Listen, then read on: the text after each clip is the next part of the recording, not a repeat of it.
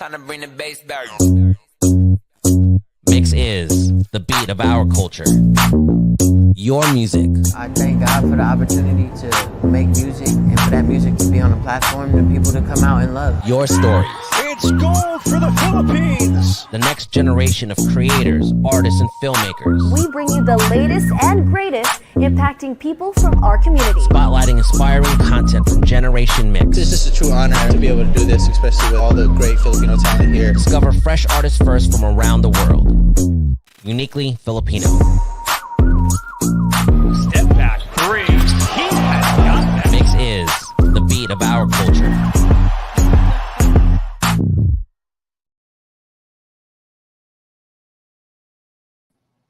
Hey guys, it's Sabat2 Abs and welcome to this MYXclusive interview. Hello to everybody who is tuning in live. Thank you so much for taking time out of your day and joining us here today. I'm so excited to be here with all of you on a beautiful Monday here in the Philippines because we're going to be having a very special guest who will be joining me in just a bit. And she's a very talented and creative artist who is giving us amazing vibes with all that she does from, content, but also music. And I'm really excited to catch up with her because there's been a lot of things going on in her life, like tour, and she also dropped an EP not too long ago, which is called The Outsiders. So I'm really, really excited to talk about the EP as well. So everyone, please welcome back to MYXclusive, Lyn Lapid. Woo! Hey, how are you?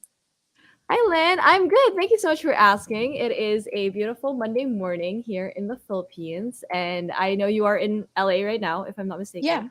Yeah, so we're on opposite sides of the world, but thank God for the internet. We can talk here today. How have you been? I've been great. I'm spending the next few days in LA for tour, and yeah, it's been really fun out here. Yeah, I mean, I was keeping up on your Instagram. I was looking what's been going on in your life. Tour has been a major part of it. You're currently on tour right now, and I also saw you kind of joined Eric Nam too on part of his tour too. So how has it been, doing the live shows and finally meeting everybody? It's been really, really fun. Before I was used to just doing covers in my bedroom and not really seeing anybody for a while, but meeting all these people and going on tour has been so fun because a lot of people come up to me and say that they've been listening to my music ever since my first single, and it's really cool to see them all in person. Yeah, because I still remember, we talked about the journey from, of course, TikTok. And like you said, creating covers in your bedroom, finally sharing your music and talent with everybody in person. So while you were doing the live shows or on tour, was there a moment that kind of, you just kind of stopped for a bit? You're like, oh my God, I cannot believe this is real. This is happening. A lot of the times I get that feeling. It's mostly when I'm on stage. Actually, when I'm on stage, my mind kind of just goes blank and I go into performance mode. But it's after I get off stage and everybody's cheering really loud, where I'm just this is unbelievable. I can't believe I get to do this, Yeah, I can imagine. It's like a lot of adrenaline, a lot of excitement, a lot of just great energy at the shows too. But do you have a most memorable moment so far on the tour that kind of sticks out to you? I've had a couple instances this tour that I've been on where people were singing my songs back to me, and that's surprising to me because currently I've only been an opener on tour, and so I don't really expect people to know my music in the crowd. But when I see, I remember there was one fan in Orlando a couple weeks ago who was literally singing all of my debut EP songs back to me, and that moment was just so incredible to me because it was so great to see that somebody who was in the crowd knew all my music, and that was so nice to see. Yeah, I can imagine. Very touching moment, especially because the debut EP is very fresh. I feel like it hasn't been that long since it's been out too. So I love that for you. We love to see that. But hopefully you get to come to the Philippines too, because Filipinos love to sing. So you can expect it's going to be an amazing show when you get over here. So we're manifesting that together, hopefully one day. Hopefully one day. Yeah, but you can enjoy the rest of the tour for now. And while we're all waiting for you, at least we can listen to your debut EP that we've been kind of talking about for a bit. So it's called The Outsiders. So congratulations on the EP, which dropped not too long ago. So how does it feel that it's finally out for everybody, Lynn? I'm so relieved that it's out. For the longest time, I was like stressing out, like, because I was trying to get everything done and trying to make it perfect. And I was worried, like, will people like this and stuff like that? Or like, is it too different from what I've been currently releasing? But I've just been so relieved that it's out now because I see so many messages online and even in person when I'm doing live shows that people say that, you know, one song is their favorite on the EP, and some people love all the songs, and it's so refreshing to see, and I'm so relieved about it. Yeah, I mean, like you said a while ago, that like one person who knew all of the words to every song on the EP is already like a testament to how a lot of people can really relate to this EP. I mean, the title alone, The Outsider, I feel like a lot of us, at least once in our life or in one situation in our life, have felt like the outsider at least once in our lives. So can you tell us more about like the beginnings of this EP? Like, what was it like working on it and building all of the tracks on it? Yeah, so when I started working on this EP, I didn't really have a central idea for it. I know I wasn't building around a certain topic. I wanted the songs to like kind of come naturally, and however they would tie together is how I would kind of like name the topic that way. And after all these songs were like finished and everything, I looked at all of them. I listened to all of them, and I was like, they all sort of tie in together in the fact that like they all address the different ways that you could feel or be like an outsider in your life. And so that's why I called it The Outsider, because I feel like they all kind of tied in together that way.